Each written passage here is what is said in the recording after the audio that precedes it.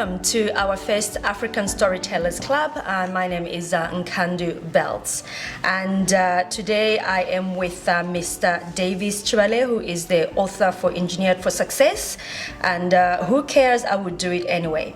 And I also have the president of OZALIWA, Mr. Joseph Mwansa. Our title for this week is Until the Lion Starts to Tell Its Story, the Hunter Will Always Glorify the Hunt.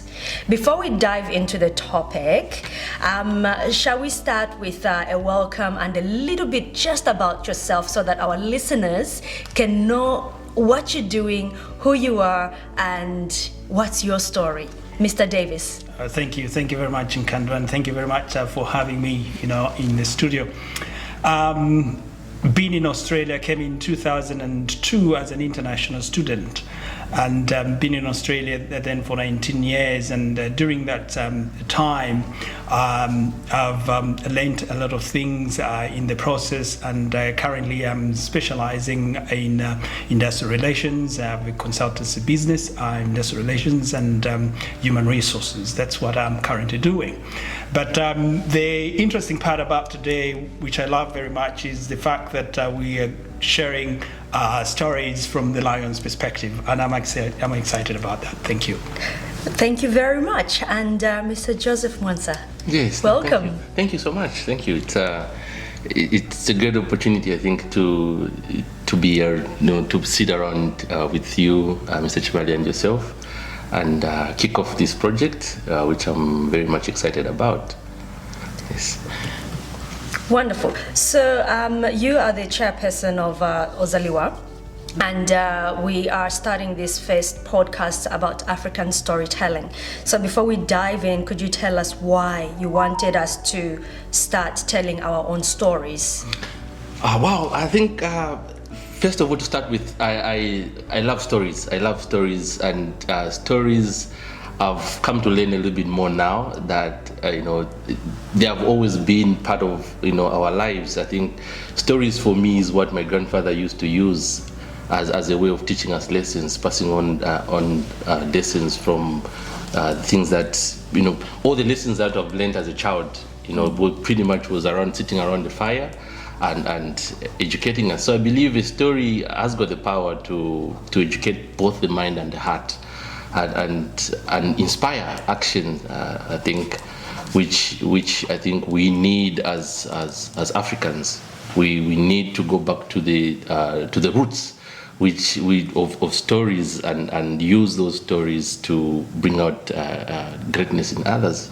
So, as OZALIWA, I think we wanted to contribute to the bigger picture of uniting Africans. Of course, and one other thing myself that I believe in is we cannot have productive members of the community who don't know themselves. Yes. So that is where we come in as an organization to help our fellow Africans so that they can be comfortable with themselves in their skin, and then they can become better champions of the Australian community as well. So that is where we are coming from. Wonderful. And Mr. Chibale, why are stories so important? Why does it matter? Why do we have to look back pre-colonization as to who we were as a people and who we are today? Like Joseph has alluded to, that we have a story to tell from individual's perspective. Everyone has got a story to share. Yes. And as Africans, it is time that we shared our story, rather than having the hunter sharing our story. And start, sharing through a blog, or you might want to start sharing through a community newsletter. Yes. Or getting involved. So there are many aspects in which you can enter the world of writing or becoming an author. Very many ways. But as long as you've got a story to share, I think you've got the opportunity to actually enter into writing. Wonderful. Mr. Mwansa, I'll throw this to you. We're talking about beliefs, and we talked about this yesterday. Yeah, we did. Yeah, no, beliefs. That's an interesting part, because as Mr. Chibale, as the question that you asked, how does someone get in in the storytelling side and get going. I think and get compensated for it. If you can. I think it's for me. It's and I'll use I'll use myself as an example. It's the stories start with you first. I think the stories that you tell yourself first. Yes. I think that's the beginning of it all. So how does that start? Because when we're looking at storytelling and then we're talking about beliefs and then we go, okay, the story that I tell myself, right? Yes. There's the colonial part of Africa, right? Yes. Which is still part of our story. Yes. And then I also come from a land of kings and queens, you know, so that is pre-colonization. Yes. So, and I think there's also an identity aspect. Yes, that is to that. Yes. That is one. Yeah, no, firstly, so I'll give an example of myself. You see, when I came from Zambia, when I came, I got myself a group of friends, all 5-6 of us, all from Zambia, and we did the same things, spoke our native language, and it was like home, and everything was just as it went. And that's the story that I used to tell, like, oh, I'm gonna have to belong to this if I'm gonna, survive here. Yes. But it's and nothing really changed out of the extraordinary, I think. And even though I changed location, I've come to Australia and left Zambia and everything, but still could find Nshima with Thimbombo. You see, and I was still, I was even up to date. I'm thinking, but the changes for me started when I started saying, okay, now let me get out of my comfort zone. Yes. Let me, meet different people. But that takes courage. It does take courage, but that's I think getting out of the comfort zone is needed. Yes. Is needed in that, because and I think it also matters with how you go out in there. Is it, do you want to is it a win or loss for you, or you go out as, is it a win or a learn? So I think going in getting out of your comfort zone with the mindset of, I'm gonna learn something out of it, or whether regardless of how. So like I think Mr. Chwada, at some point you had mentioned to me about attaching your happiness to particular goal. That's if I just don't write the best book, then that means I'm a failure in life. But I can confess, I've been writing my book for 2.5 years now. Yeah. And I'm when I look at it now, I'm like, wow, and I'm very happy with the work of it.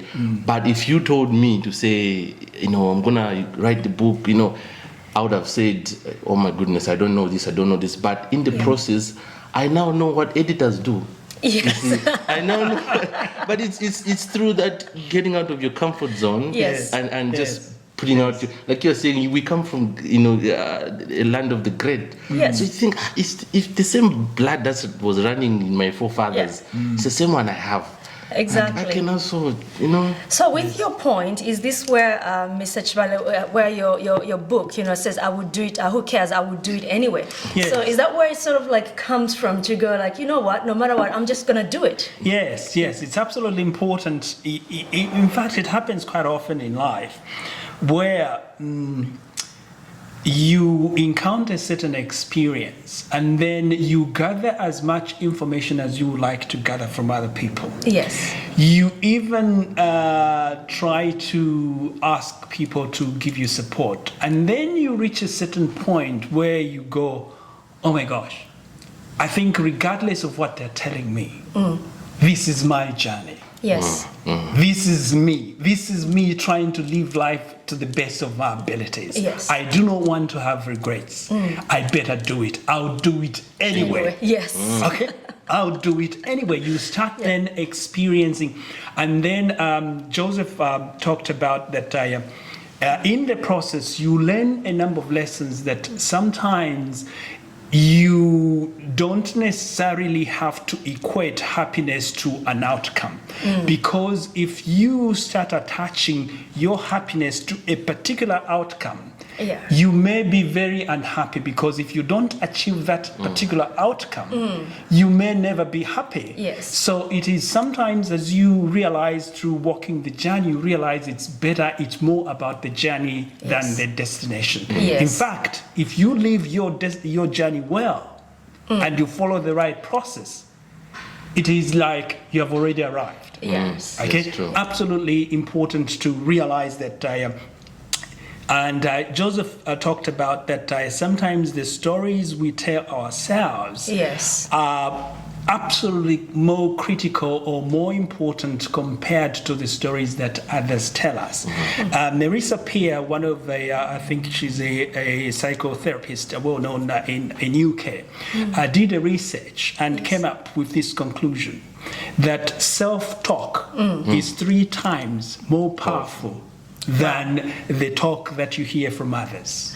Yes. Self-talk, That's incredible, yes. Self-talk Yes. is 3 times more powerful than the talk that you hear from others. Now, Yes. put that into a story.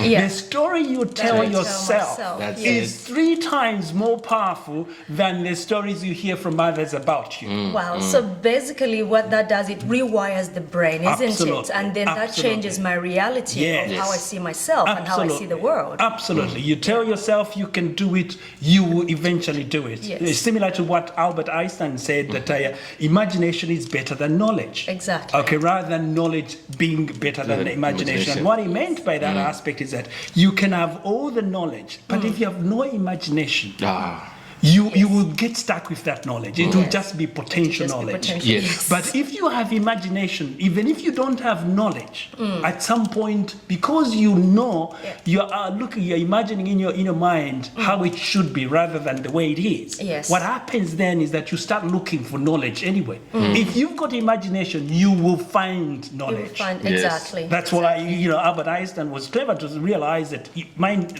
he said imagination is better Exactly. than knowledge. Yes. And it is true. Yes. Once you've got that powerful imagination, you know that this is not the end of you. This is not just your story. There's a better story to you. Yes. Wonderful. So basically, because this what it brings to mind now is that, the story that I tell myself, and then if I apply some action towards that, That's right. then I can achieve my goals. Absolutely. Yeah, but then not attach my goals to any Particular outcome. Outcome, it's the journey. This is very powerful. It is something that I think for me I've experienced firsthand. Yeah. I started a social enterprise, Yes. and I was thinking, this is, dealing with water. I thought, this is just gonna be bam, bam, bam, 1, 2, 3, go. Oh my I wish. goodness! Yes. Yes. But I'm glad because of the person that I've become. Yes. Yes. Even there's a lot of things that I've done. Of course, I look back, I'm like, I would have done that better. I would have done this better. Yes. But in the end, I am a better person. Yeah. So I think for me, that's even a more bigger. Constantly Yeah. learning. Yes. Yeah. Yes. You start knowing that, okay, and then when you see the aspect of story as well, and this finding your story, telling your story, there comes a lining of purpose. Yes. So like you see, when you say, I'll do it anyway, I think that's a strong conviction of purpose. Yes. You know that this is bigger than Conviction, me, yes. regardless of the things I don't have, this is bigger than me. I'll just do it. Yeah, because you wake up wake up in the morning, you've got this thing to say, I need to do it. Yeah. Yeah. And that for me is where It is it powerful. is powerful. Yeah, it is Yes. powerful, Joseph. In some cases, when you talk about story, you can even put it, you can replace story with a journey.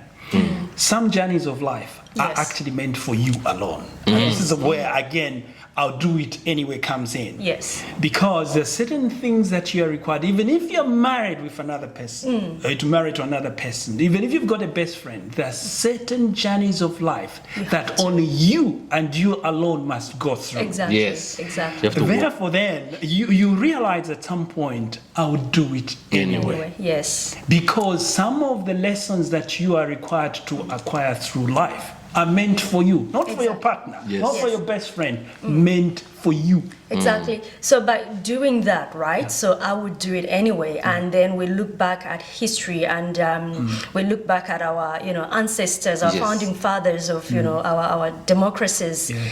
They did it anyway, Yes. and did. then now we're standing on their shoulders. Absolutely. So it's like, what are we doing now so Yes. that the next generation can stand Absolutely. on our Yes. shoulders? Yes, That- yes. I think that's a good question there. When I think for me, what comes to mind is even as a person myself, when I wake up in the morning, I want to ask myself, if the director says today, cut. You're fired. Yeah, my movie's cut. You know, I know. Oh, you mean like God as the director? Yeah, I like to call him the director. When he yells cut, it's cut. Yeah. And I think we live on borrowed time, which even with the pandemic, as you've seen, there's you can go anytime. So for me, there's a constant question, which I think that question, if we start asking ourselves in Africa, in our communities, is how do I want to be remembered? Exactly. And Nelson Mandela once said, each person's got responsibilities first to the family, to yourself first. Yes. It starts with yourself, Yes. your family, your relatives, your community, your nation, and humanity. Exactly. So we have those channels to follow. So the question that we need to ask ourselves is, how do we want to be remembered by the next generation? If we look at the Kenneth Kaundas, the Kwame Nkrumahs, the Nelson Mandelas, you name them all, the Haile Selassies, the Shaka Zulu. Shaka Zulu. When you mention those names, you will find these men standing There's a with spirit pride there. that they gave themselves for the people. Yes. And now that question is for us now. It's What are we going to leave? It's very true. I had one of my mentors and coach, and he said to me that I was doing my business planning and getting into the resource sector, and so you have your vision, you have your mission, so you map it out. Yeah. But then he asked me the most important question: says, if you die today, or when you go to bed today, and God asks you, did you do everything that you could with the talent that I've given you? Yeah. What would be your answer? Oh yes. That's it. You see, there's a story there's a story that I heard that, you sit on your deathbed, and then you imagine your ideas and your dreams, coming to see you. Say, I came for you. This book that was not written. It has been the best. It comes to you and says, look, I came to you. Yeah. Why didn't you write me? Yeah. But it's fear, isn't it? Yeah, and that's the comfort zone, I think. Yeah, that is true. And what you just said there crossed my mind when I was writing my first book about sharing my story, my experiences. One of the goals I had when I wrote my first book was that by the time I finished the book and by the time I actually published the book, Yes.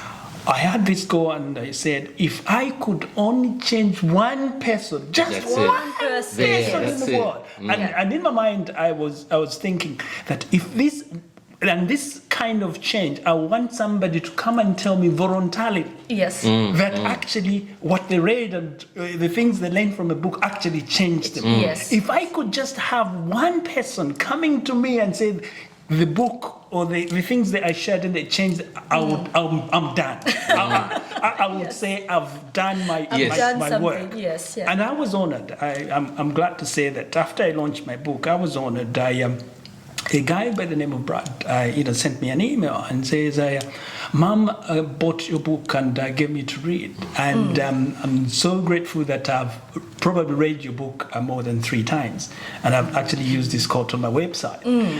And he said he wanted to actually meet me so that I could, ask a few questions and, just show his appreciation. And then he ended with the words, the book changed my life. My goodness. That was it for me. And I'm saying, this is what I wrote the book for. That is so to profound. actually get somebody to actually write to me and say, without a person I never met, to tell me that the book changed their life. Yes. But at that moment, I was done. Yes. But the fact that, this young man could see himself in your story and be able to relate and then be able to implement some of those strategies from your story and your journey, what more could we ask for? And can I ask you, is that man white or black? No, it's actually white. Exactly. That's the power of stories. You see, stories, they have no color. Yeah. Stories That's have no right. color. Absolutely. You penetrate. Yes. That's why I love stories. Yes. That's right. When you share your story, in fact, the other aspect of the book, when you look at Engineered for Success,